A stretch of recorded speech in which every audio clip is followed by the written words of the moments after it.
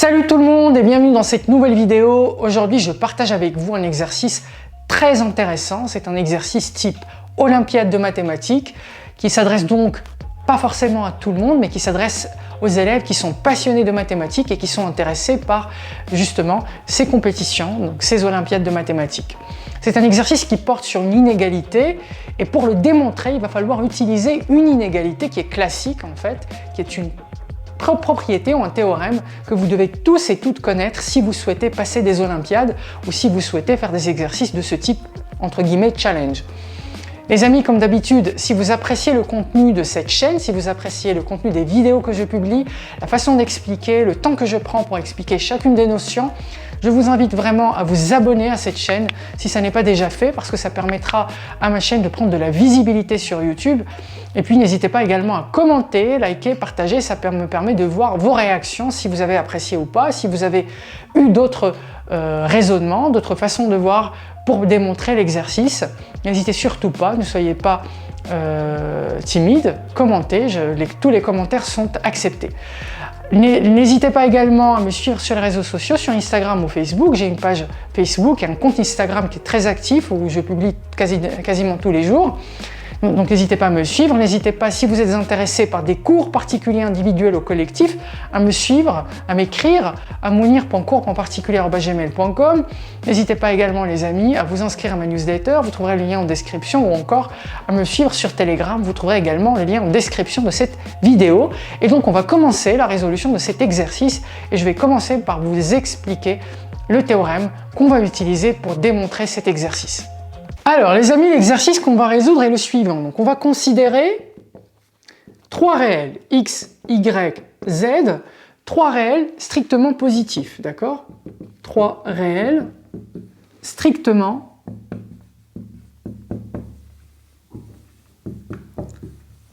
positifs, tels que, en fait leur somme, x plus y plus z, est égale à 1, d'accord? On va considérer trois réels positifs strictement tels que x plus y plus z est égal à 1. Et donc, l'objectif, c'est de démontrer la chose suivante. Donc, démontrer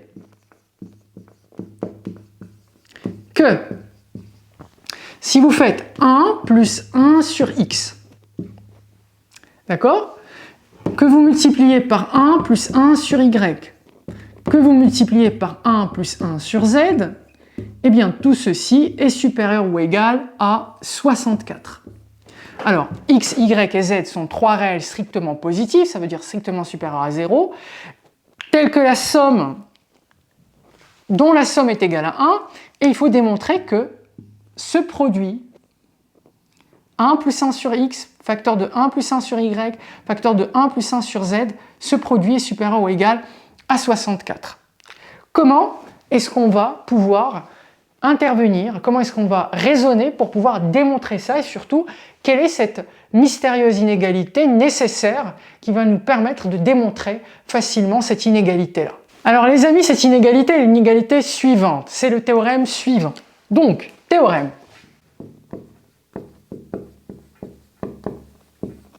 Qu'on appelle aussi l'inégalité arithmético-géométrique, IAG, inégalité arithmético-géométrique. Alors, cette inégalité arithmético-géométrique, qu'est-ce qu'elle stipule? Elle stipule que si l'on considère des réels x1, x2 jusqu'à xn appartenant à R étoile plus, donc des réels strictement positifs, R étoile plus, donc si on considère des réels x1 jusqu'à xn, n réels strictement positifs, alors on a l'inégalité suivante. Si vous faites la moyenne arithmétique de ces réels x1 jusqu'à xn, ça veut dire quoi? Ça veut dire que vous additionnez x1 jusqu'à xn, vous divisez par n, d'accord? Ça c'est la moyenne arithmétique en fait de ces réels est supérieure à la moyenne géométrique de ces réels. La moyenne géométrique, c'est la racine énième de x1 fois x2 jusqu'à fois xn. Ça, c'est l'inégalité arithmético-géométrique. La moyenne arithmétique est supérieure à la moyenne géométrique. La moyenne arithmétique est toujours supérieure à la moyenne géométrique. Maintenant, en fait, cette inégalité va avoir plusieurs expressions. Je peux l'exprimer de différentes manières. Par exemple, plutôt que d'écrire ça racine énième, je peux écrire puissance 1 sur n. C'est assez simple. C'est juste une modification de forme. D'accord? Et on peut également élever à la puissance n la partie de gauche et la partie de droite. Donc ça peut s'exprimer aussi dans certains livres, si vous regardez, on peut tout simplement écrire la chose suivante.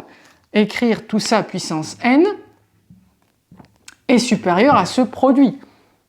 Tout simplement, x1 jusqu'à xn.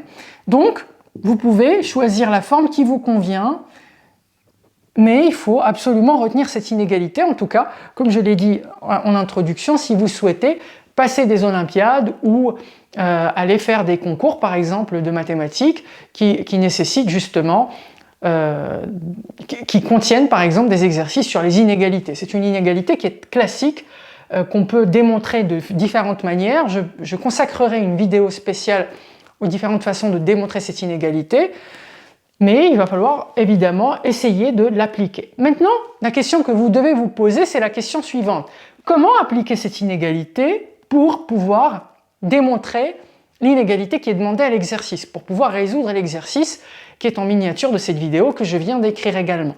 Comment est-ce qu'on peut choisir donc les réels x1 jusqu'à xn judicieusement de manière à pouvoir démontrer que 1 plus 1 sur x, facteur de 1 plus 1 sur y, facteur de 1 plus 1 sur z est supérieur ou égal à 64. Alors les amis, la première chose qu'on peut voir, c'est qu'en fait, on doit manipuler ce produit. 1 plus 1 sur x, facteur de 1 plus 1 sur y, facteur de 1 plus 1 sur z. D'accord? On doit manipuler ce produit. Appelons-le A.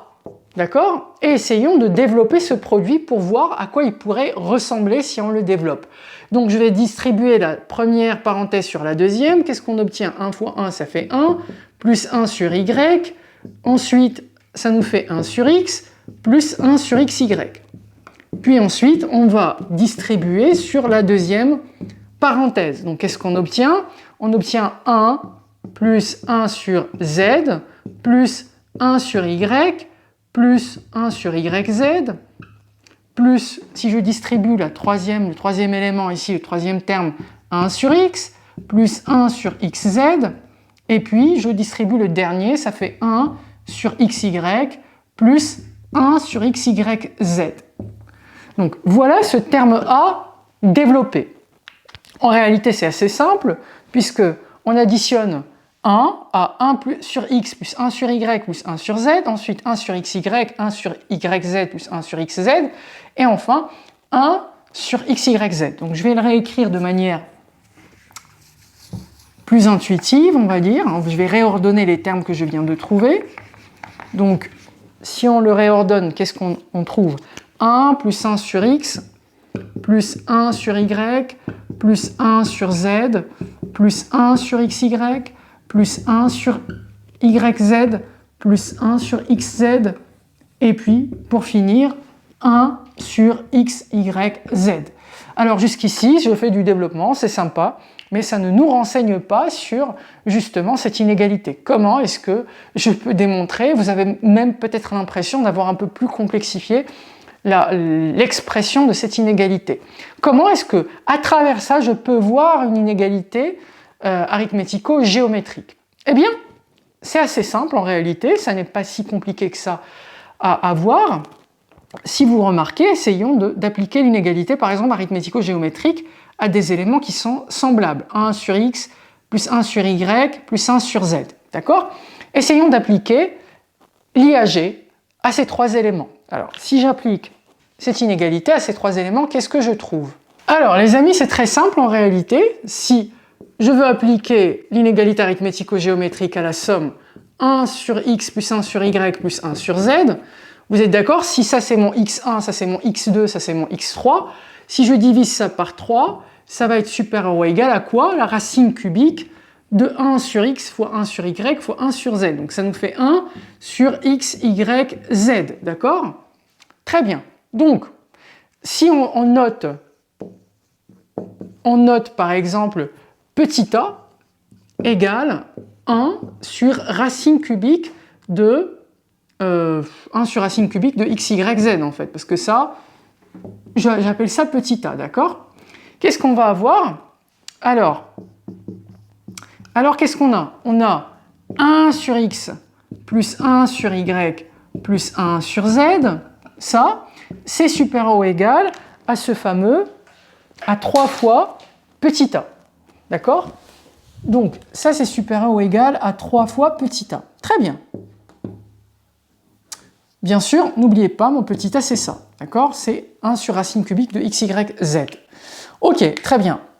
Gardez ça dans un coin, et maintenant, essayons de faire peut-être la même chose, mais cette fois-ci à quoi? Cette fois-ci à 1 sur xy plus 1 sur yz plus 1 sur xz. Qu'est-ce que ça va donner?